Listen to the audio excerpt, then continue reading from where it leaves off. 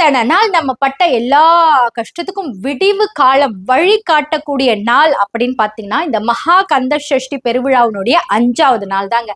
4 நாள் கஷ்டப்பட்டு வெறும் தண்ணி குடிச்சிட்டு இருந்தனே, எனக்கு நல்ல வழியை காட்டுப்பா அப்படின்னு நீங்க கேட்டுட்டு இருக்கீங்க இல்லையா?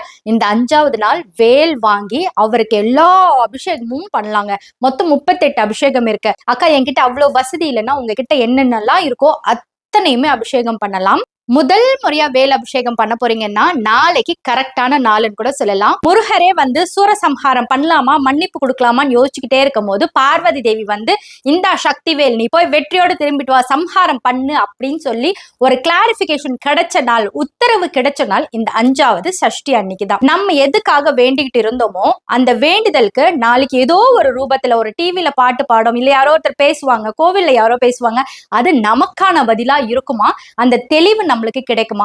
இந்த விஷயத்த எனக்கு சொன்னவர் ஒரு பெரிய முருக பக்தர். அவருடைய பேரு முருக வள்ளல்னே அவரோட பேரு. அவருக்கு இந்த நேரத்துல நன்றியை தெரிவிச்சுக்கிறேன். எனக்கு வேல் அபிஷேகம் பண்ணணும்னு தெரியும். முதல் தடவையா வேல் அபிஷேகம் பண்றது இந்த 5வது நாள்னு அவர் சொல்லிதான் எனக்கு தெரியும்.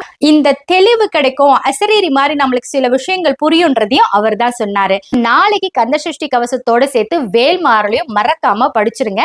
நம்ம கஷ்டத்துக்கான விடிவு காலம் நாளைக்கு கிடைக்க போது. யார் யாருக்கு என்னென்னலாம் அசரீரி கேட்டுச்சுன்றத கமெண்ட் செக்ஷன்ல சொல்லுங்க. அது டிவில இருக்கலாம், பக்கத்துல பேசினவங்களா இருக்கலாம், போன்ல பேசினவங்களா இருக்கலாம், யாரோ யார்கிட்டயோ பேசினதா இருக்கலாம். ஆனா அது நம்ம காதுல தனியா கேட்குமா, அதுதான் நமக்கான விடை, நம்மளுக்கான பதில். இன்னொன்னு சிக்கல்ல தான் வேல் வாங்குவாரு. அப்ப அவரோட முகத்துல பாத்தீங்கன்னா முத்து முத்து முத்தா வேர்த்திருக்கும்.